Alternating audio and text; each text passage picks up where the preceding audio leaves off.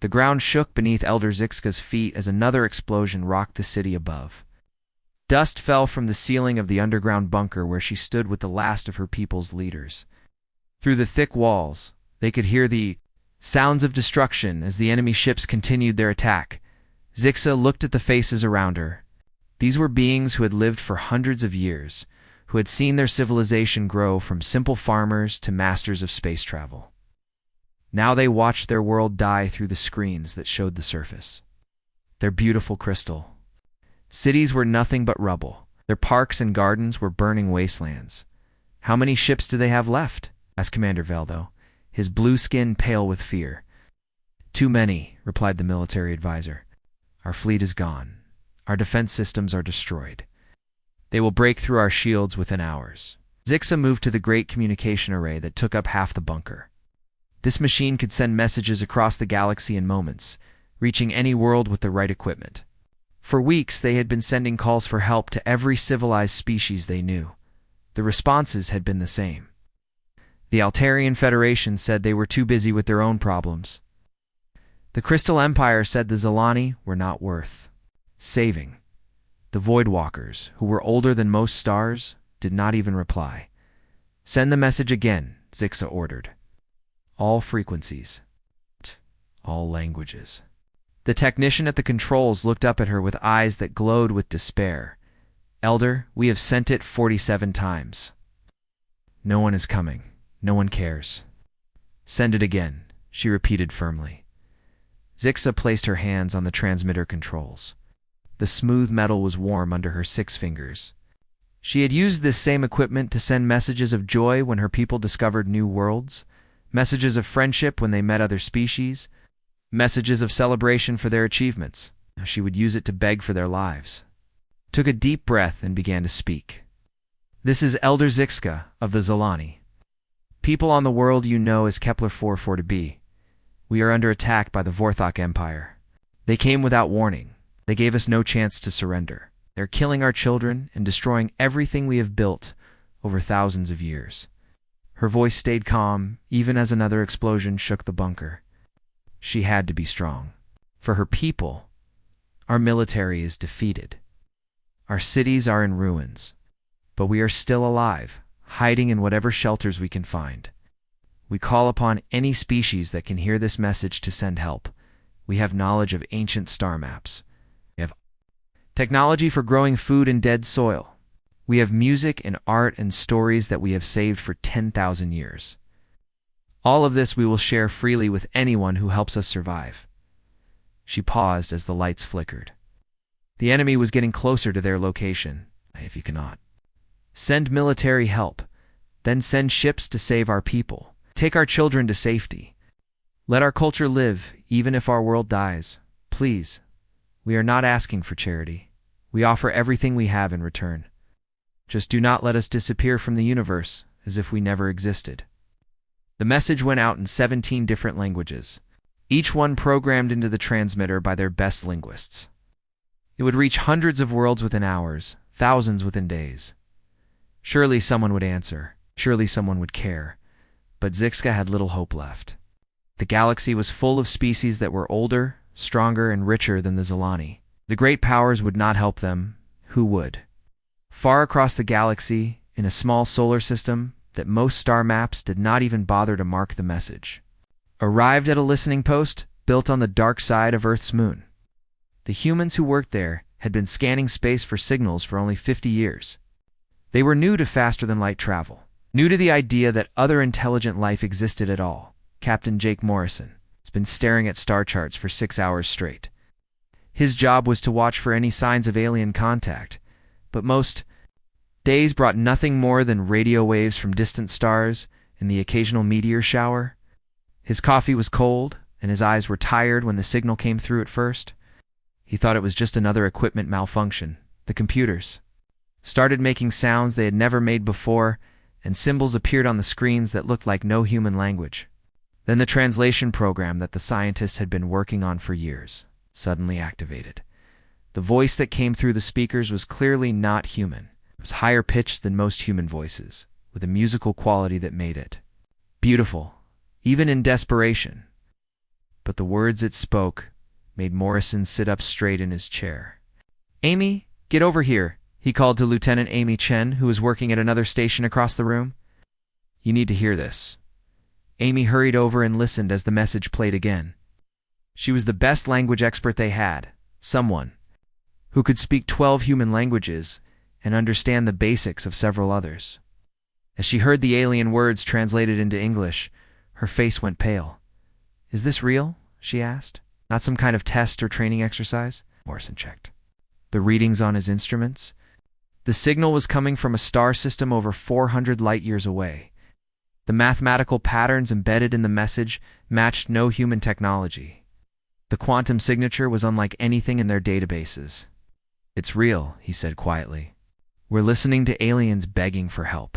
Amy stared at the speaker, as if she could see the beings who had sent the message. "What do we do?" "We report it," Morrison said, reaching for the secure communication line that connected Luna Station to Earth. "This goes straight to the top." Within an hour, the message had reached Admiral Patricia Kane at Fleet Command. Within 2 hours, it was on President Richard Hayes's desk. Within 3 hours, every important leader on Earth knew that humanity had received its first message from another intelligent species, and that message was a cry for help. The debate in the Global Defense Council was fierce, but brief. Some argued that humanity barely had enough ships to protect their own solar system, let alone travel hundreds of light-years to fight an unknown enemy. Others worried it might be a trap, a way to lure Earth's small fleet away from home.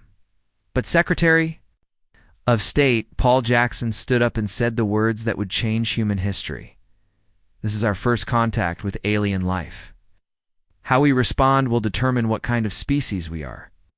Do we ignore suffering because it's far away? No, we abandon innocent people because helping them might be dangerous? Or do we prove that humanity deserves a place among the stars?" The vote was close, but humanity's conscience won. Admiral Kane received her orders. "Prepare every available ship for immediate departure to the Zelani system." Back on Luna Station, Captain Morrison and Lieutenant Chen continued to monitor the alien transmissions. The messages were getting weaker as the Vorthach ships destroyed more of the Zelani communication equipment. But they could still hear Elder Zixga's voice, still calling out across the void, still hoping that someone somewhere would answer "Send." "A reply," Morrison ordered. "Tell them help is coming." Amy's fingers trembled as she typed the response. It was humanity's first message to an alien species, and it was simple. "Elder Zixga, of the Zelani people. This is Captain Jake Morrison. Of the human species, we have received your message. Our fleet is preparing to come to your aid. Hold on, help is coming." The message traveled across space at the speed of light, carrying with it humanity's first promise to the galaxy. They were young, they were weak, and they were untested. But they had heard the call for help, and they were coming. Captain Lisa Parks stood on the bridge of the UES Defiant and looked out at the most incredible sight she'd ever seen. Floating in space around her flagship were 11 other ships. Every vessel that Earth could spare for this mission were not the largest ships ever built, and they were certainly not the most powerful. But they represented something that had never happened before in human history. Earth was sending its entire deep space fleet to help complete Stranger's Park. Had been chosen to lead the mission because she had more experience in deep space than any other human captain. She had led the first survey missions to nearby star systems.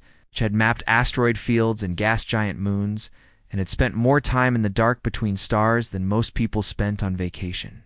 She had never led ships into battle, and she had certainly never fought aliens. "Captain, all ships report ready for departure," said Commander Steve Adams, her second in command. He was a good man, steady and calm, exactly the kind of officer she needed beside her in the unknown. Park nodded and looked around her bridge. The crew was young, most of them volunteers who had signed up when the call went out across Earth for anyone willing to risk their lives for people they had never met. Engineer Bobby Martinez had left his comfortable job designing fusion reactors in California. Communications officer Nancy White had been a professor teaching alien languages at Harvard, though she had never expected to actually use them. Weapons. Officer Danny Sullivan was fresh from the Naval Academy. His family, having served in Earth's military for 5 generations, they were all scared. Park could see it in their eyes, in the way they moved just a little too carefully, in the way they double-checked everything they did. But none of them had asked to stay behind when they learned what the mission was about. "Any word from the Zelani?" Park asked Nancy. The communications officer checked her screens. "Still receiving their distress signals, Captain. The transmissions are getting weaker, but Elder Zixka is still broadcasting. The computer estimates we have maybe 2 days before their equipment fails completely. 2 days to travel over 400 light-years, find an alien world under attack, and somehow convince a superior enemy force to leave." Park had led difficult missions before, but nothing like this. "Open a channel to the fleet," she ordered. Nancy worked at her controls for a moment, then nodded. "All ships receiving, Captain." Park took a deep breath. She had thought about what to say during the 3 days it had taken to prepare the fleet for departure. How do you inspire people to fight aliens they had never seen, to protect people they had never met, in a place they had never been? "Attention, all ships. This is Captain Park. In a few minutes, we will make the jump to hyperspace. And when we do, we will be making history. We are not just the first human military fleet to leave our solar system.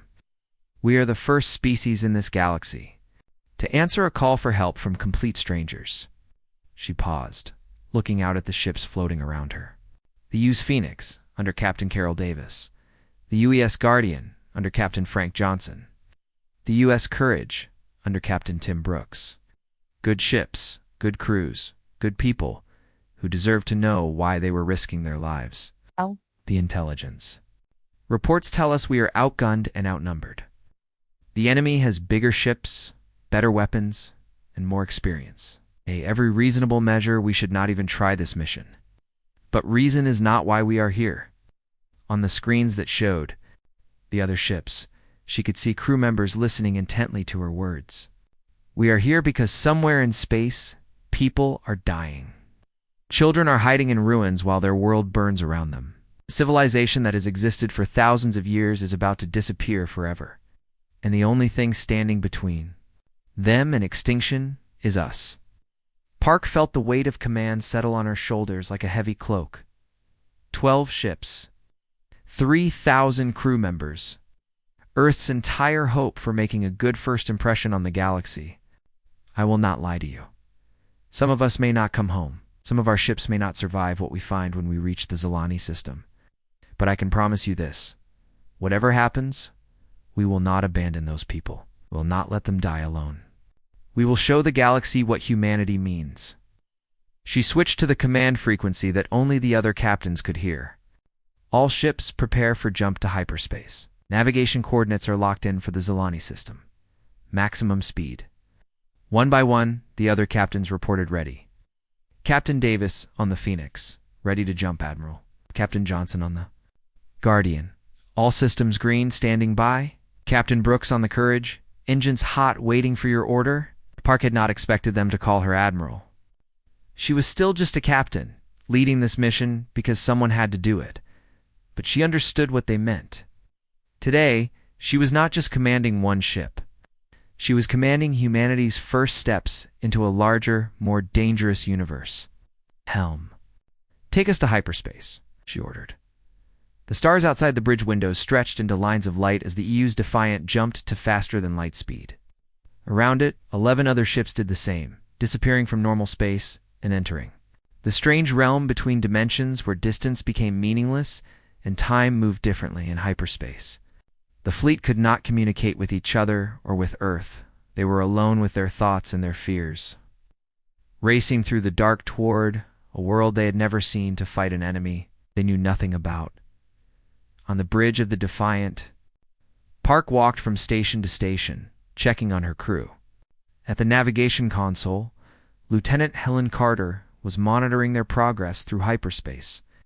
At the engineering station, Bobby Martinez was keeping watch over the ship's reactor and engines. At communications, Nancy White was preparing the equipment they would need to talk to the Zelani when they arrived. Captain Danny Sullivan called from the weapons station. I've been running simulations on the combat data we received from the Zelani transmissions.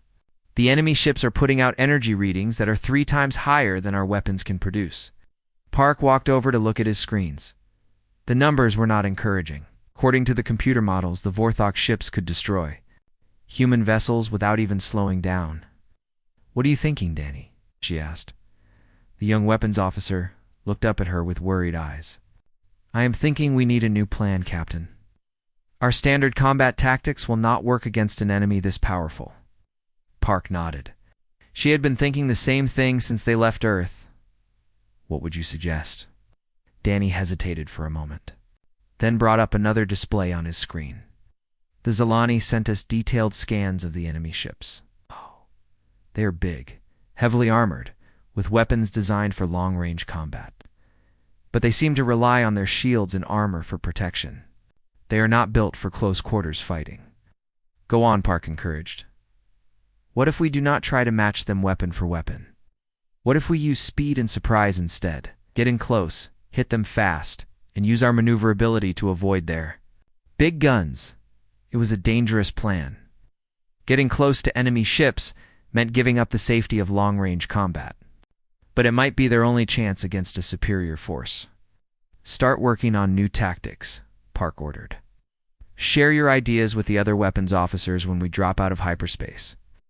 We may need every advantage we can get," as the fleet continued its journey through hyperspace. Word of their mission was spreading across Earth. News reports showed crowds gathered in cities around the world, watching the sky and hoping for word from their small fleet. Churches held prayer services. Schools showed students star charts of the distant Zelani system. Families of the crew members waited by their communication devices, hoping for news. President Hayes held a press conference in which he tried to explain why Earth had committed its entire space navy to helping strangers. "Some people have asked why we are risking our ships and our people for aliens we have never met," he said to the cameras. "The answer is simple, because they asked for help and we heard them. Because in this vast and dangerous universe, the only thing that separates civilization from barbarism is our willingness to protect those who cannot protect themselves." Back on the UES Defiant, Park sat in her command chair and watched the stars stream past. In a few hours, they would reach the Zelani system. They would find out if their small fleet could stand against an alien empire. They would learn whether humanity's first steps into the galaxy would end in victory or disaster. But regardless of what they found when they arrived, they had already accomplished something important. They had proven that Earth would not stand by while innocent people suffered. They had shown that humanity deserved a place among the stars. The fleet flew on through hyperspace, carrying with it the hopes of 2 worlds and the future of human civilization. The human fleet dropped out of hyperspace at the edge of the Zelani system, and Captain Lisa Park felt her heart sink at what she saw on the main screen. The planet kept looking for it to be hung in space like a wounded animal, its surface glowing with the fires of burning cities. Around it swarmed in nearly 200 alien warships, each one sleek and black like pieces of the void itself. "My God," whispered Lieutenant Helen Carter from the sensor station. "Captain, those ships are enormous. The smallest one is twice the size of our biggest cruiser." Park studied the tactical display that showed red dots representing enemy vessels scattered around the planet. Each rep represented firepower that could probably destroy her entire fleet. For a moment she wondered if bringing 12 ships against 200 had been the right decision. "Are we detecting any Zelani ships?" she asked. Helen checked her instruments and shook her head sadly. "No, Captain. I am reading debris fields in several locations that might have been their defense fleet, but no active vessels." Through the static of jamming signals, I could still hear Elder Zix's voice broadcasting from somewhere on the planet's surface. The alien's words were faint but clear. "This is Elder Zixa to anyone who can hear this transmission. We are still alive. Our children are still alive. Please, if help is coming, come quickly." Park felt anger rise in her chest. These Vorthach had attacked a peaceful world without warning, destroyed an entire civilization's defenses, and now they were hunting down survivors like animals. Captain Nancy White called from communications. "We are receiving a transmission from the enemy fleet." "Put it on screen," Park ordered. The image that appeared was of a creature that looked like someone had tried to build a human, but had gotten the proportions wrong. Its head was too large, its arms too long, and its skin was a pale gray color. That reminded Park of old metal. When it spoke, its voice was cold and mechanical. Unknown vessels. This is War Master Krextal of the Vorthach Empire. You are interfering with an authorized conquest operation. Identify yourselves and state your business here. Park stood up from her command chair and smoothed her uniform. This would be humanity's first official conversation with a hostile alien species, and she wanted to get it right. This is Captain Lisa Park of the United Earth Navy. We received a distress call from the Zelani people, requesting aid. We are here to provide that aid. The alien's face twisted into what might have been a smile, though it looked more like a threat display. United Earth Navy? Have never heard of your species. How many ships do you command? 12 Park replied. Honestly, Workstall made a sound that the translation computer identified as laughter. 12 primitive vessels against the might of the Vorthach Empire? Your species must be either incredibly brave or incredibly stupid. Why don't you find out which? Park said, then switched to the fleet frequency. All ships, this is Admiral. Park. Form attack formation. Weapons free. Protect those people at all costs. What happened next would be studied by military historians for centuries to come, though most of them would conclude that the human victory was impossible and the battle reports must have been exaggerated. The Vorthach fleet moved to intercept. The humans with the confidence of predators approaching prey. Their ships were larger, their weapons more powerful, and their shields stronger than anything the humans possessed. By every measure of military science, the battle should have been over in minutes, but the humans did not fight like any species the Vorthach had ever countered. Instead of trying to match the enemy ship for ship, the human fleet split into 4 groups in attacks from different directions at the same time. Instead of staying at long range where the Vorthach's heavy weapons would be most effective, they closed to point-blank distance where their smaller guns could penetrate enemy shields. Captain Carol Davis of the UES Phoenix led her destroyer straight at a Vorthach heavy cruiser, firing everything she had while enemy plasma bolts scorched her hull. Her ship shuddered under the impact of alien weapons, but she kept coming. Phoenix too defiant, she called over the radio, her voice calm despite the chaos around her. I am going to ram this target. Tell my family I died for something worthwhile. Carol, no, Park shouted, but it was too late. The Phoenix struck the Vorthach cruiser amidships at full speed, both ships exploding in a ball of superheated plasma. That lit up the space around them. On the bridge of the Defiant, Danny Sullivan stared at his weapons console in shock. Captain, did she just sacrifice her ship to take out one enemy vessel? She did, Park replied grimly, then opened a channel. To the rest of the fleet, all ships, you saw what Captain Davis accomplished. Sometimes the best weapon we have is our willingness to use it. The other human captains understood immediately.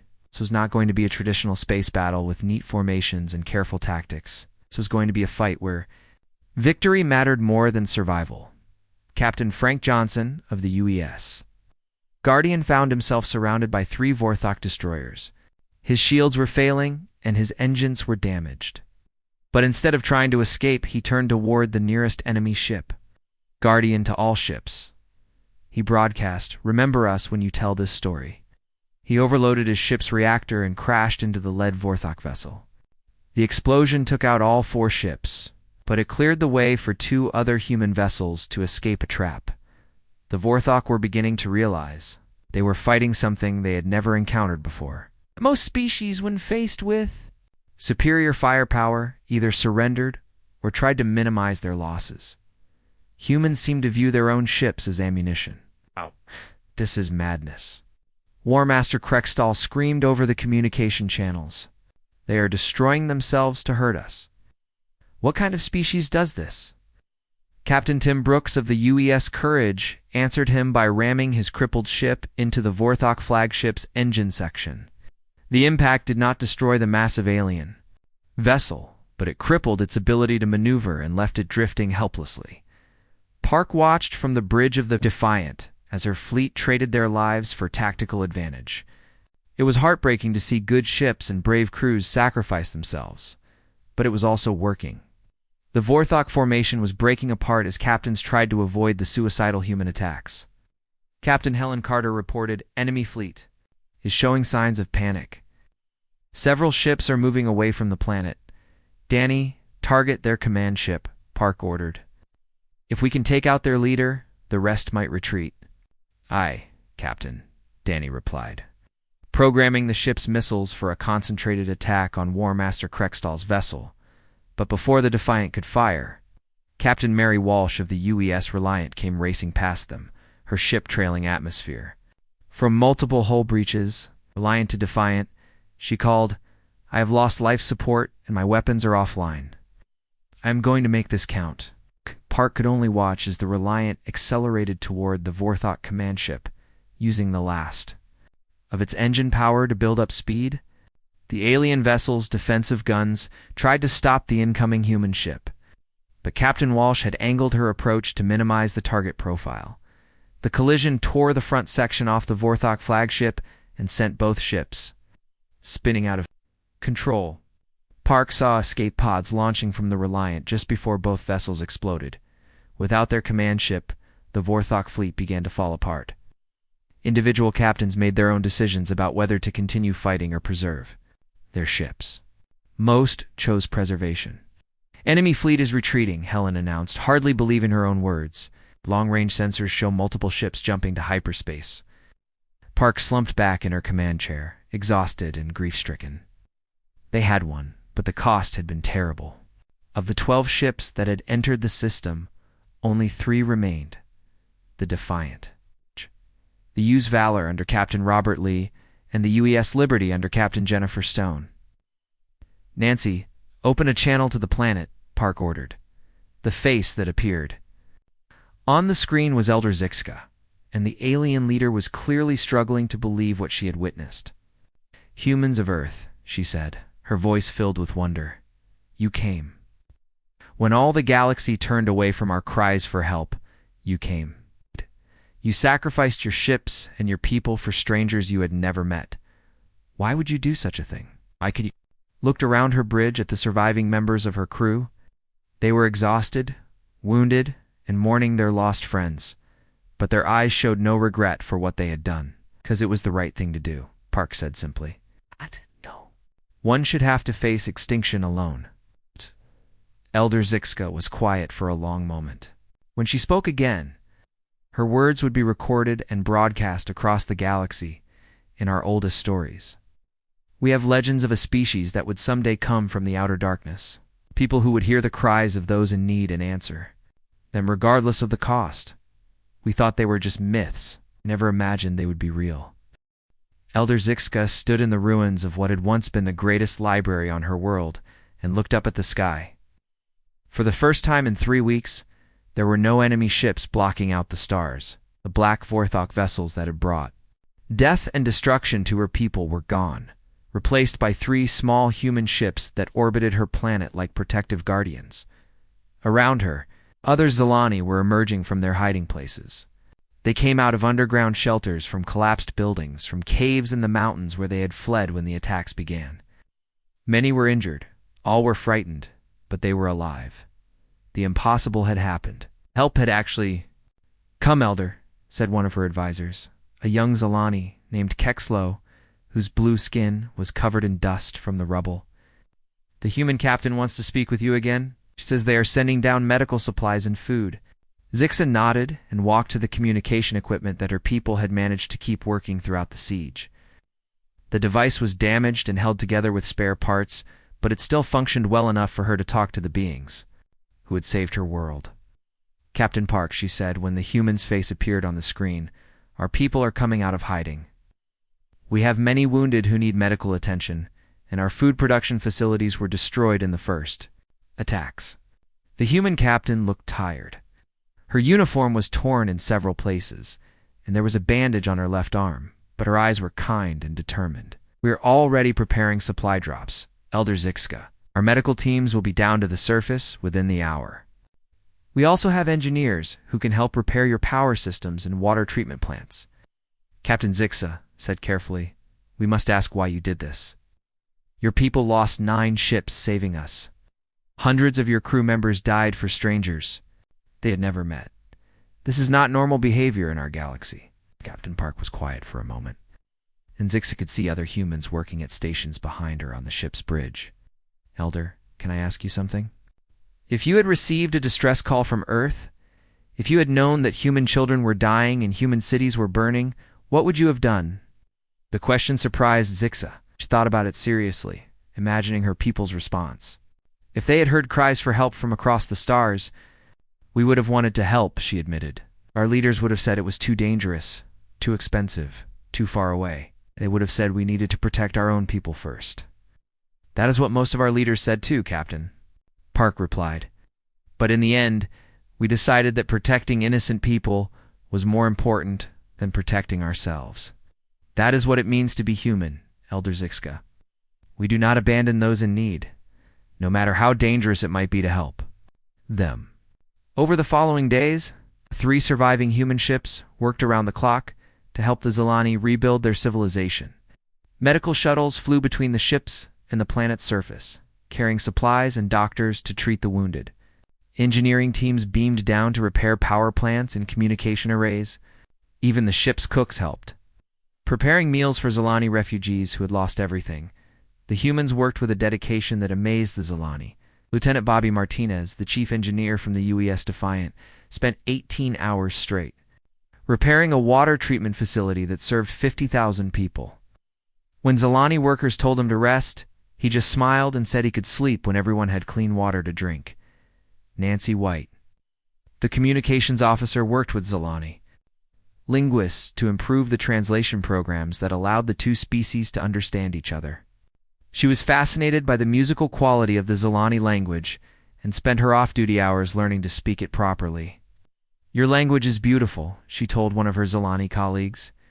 It sounds like singing even when you are talking. About technical matters, Danny Sullivan, the young weapons officer, helped Zelani children who had lost their parents in the attacks.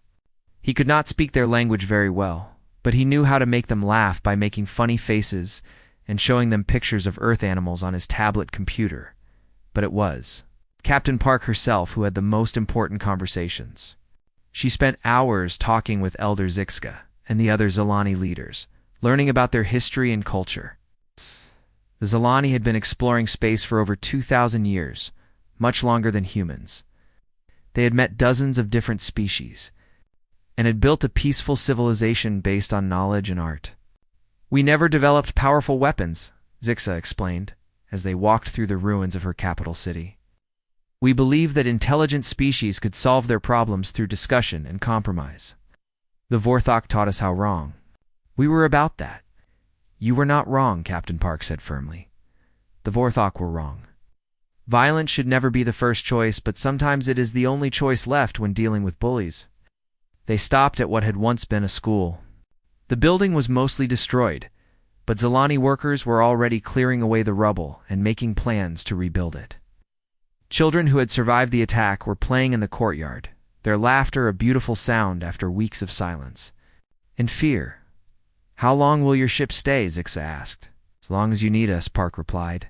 We want to make sure you are safe before we leave. We want to make sure the Vorthach do not come back.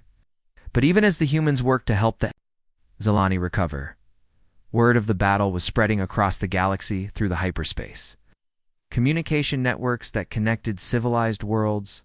The news that a primitive species had defeated one of the galaxy's most feared military forces was shocking enough. But the details of how they had done it were even more surprising. On the world of Altair Prime, the Federation Council met in emergency session to discuss the implications of humanity's victory. They sacrificed their own ships to destroy enemy vessels, reported Admiral Velkoth, the Federation's military commander. Our analysts say it was tactically brilliant, but strategically insane.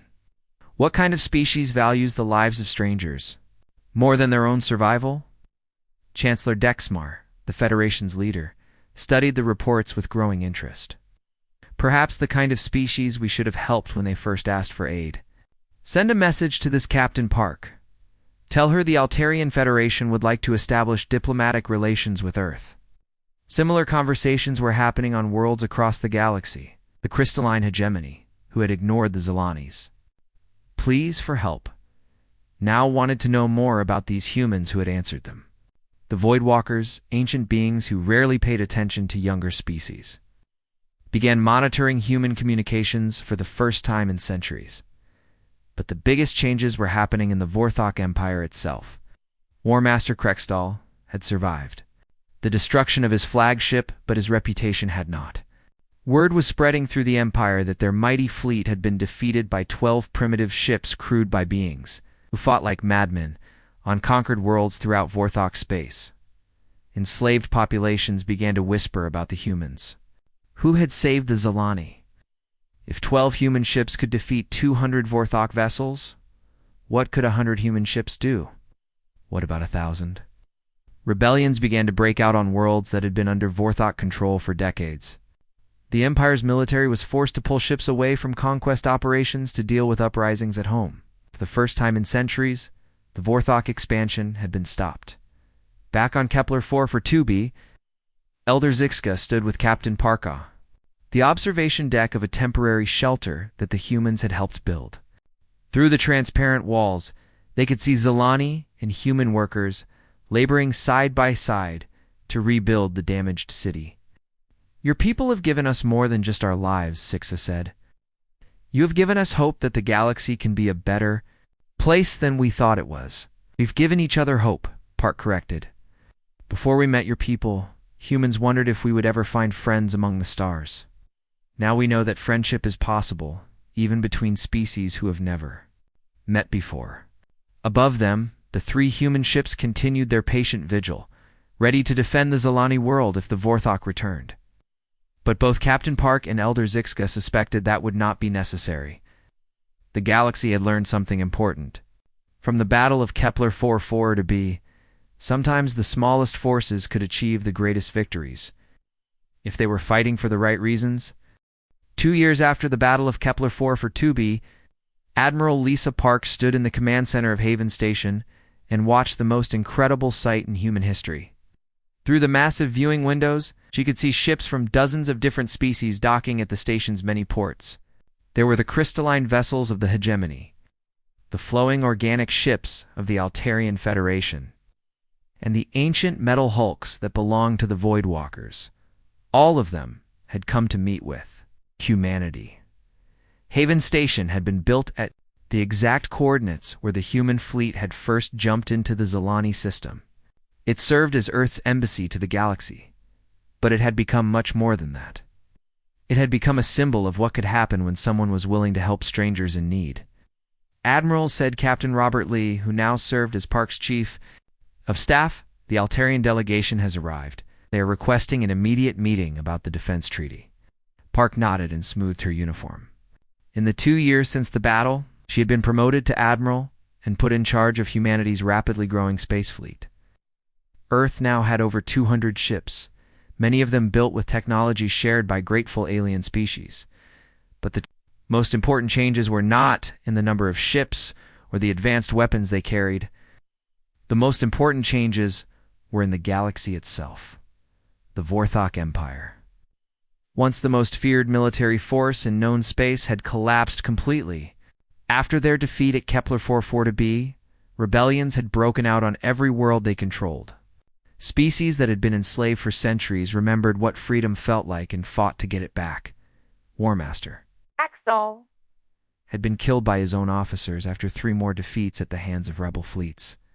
The remaining Vorthach forces had retreated to their home system, where they were under siege by a coalition of their former victims. Any word from the Zelani?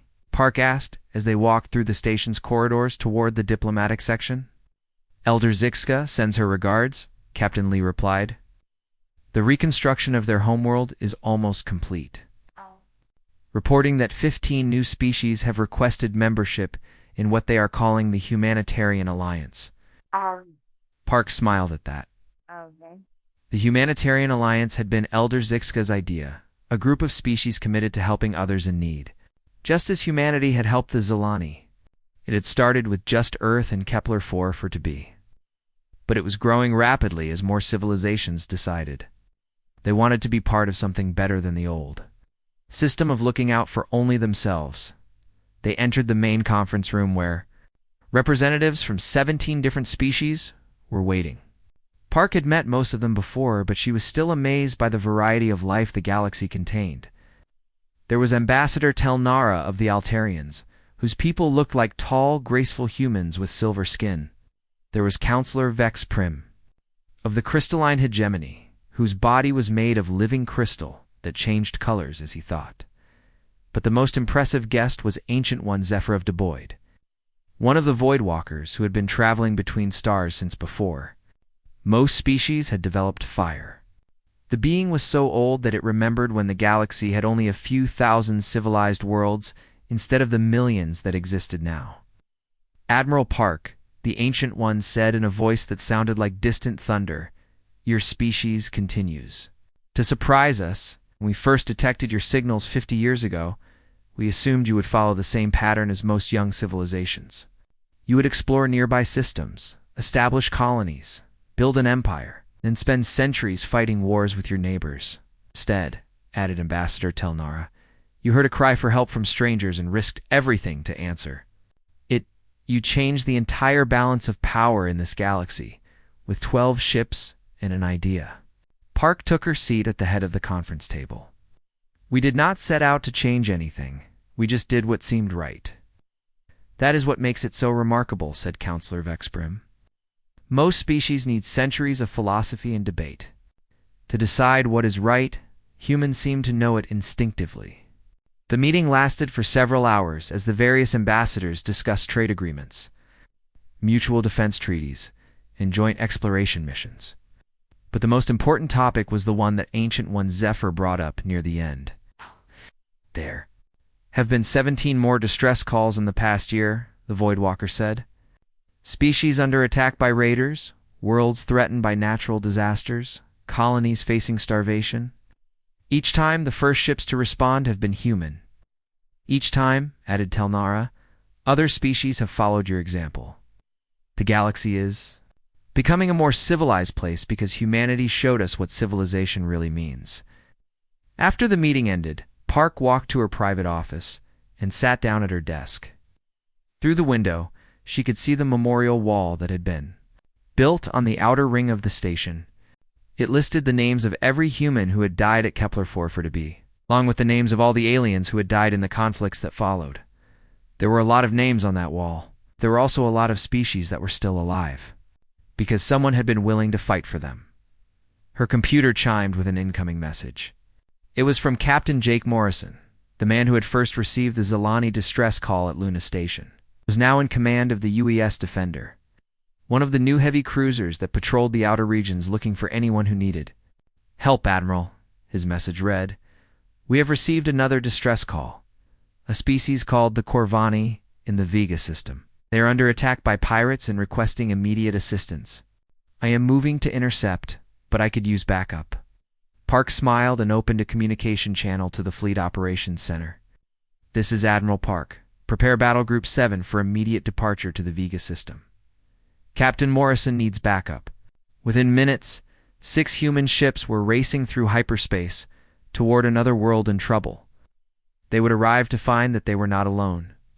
Ships from the Altarian Federation were already on their way, along with vessels from the crystalline hegemony and even one of the ancient Voidwalker dreadnoughts. The galaxy had learned humanity's lesson well. No one should face danger alone. That evening, Park stood on the observation deck with Elder Zixka, who had come to Haven Station for the anniversary ceremony commemorating the battle that had saved her world. They watched as supply ships loaded with food and medical supplies departed for refugee camps throughout the galaxy. "Do you ever regret it?" Zixka asked. "Your people could have stayed in your own solar system, built your own empire, avoided all the dangers that come with helping others."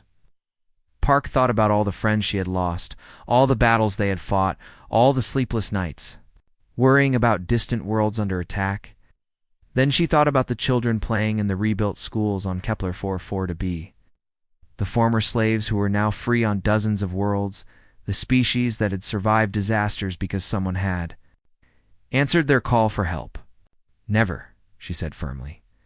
This is who we are supposed to be. This is what it means to be human. Above them, the stars shone down on a galaxy that was safer, kinder, and more hopeful than it had been just 2 years before. And in the depths of space, monitoring stations built by a dozen different species listened constantly for the sounds of those in need. When the calls came, as they always did, the response was always the same. First would come the human ships, racing through hyperspace with supplies and weapons and the absolute determination to help. Then would come the others, inspired by humanity's example to be better than they had been before. The galaxy had learned to hear the cries of those in need. More importantly, it had learned to answer them in the communication centers of Haven Station. Operators from multiple species worked together to maintain the emergency network that now covered most of the known galaxy. Above their workstations was a sign in dozens of languages, but the message was always the same. We are listening. We will come. This is our promise to the stars. And in the farthest reaches of space, species that had never heard of humanity or Earth picked up faint radio signals carrying a simple message. If you need help, call us. Someone will answer. The galaxy was no longer a place where the strong preyed on the weak and cries for help went unanswered. It had become something better, something more civilized, something worthy of the countless species that called it home. All because one young species had heard a stranger's plea for help and decided that doing the right thing was more important than being safe.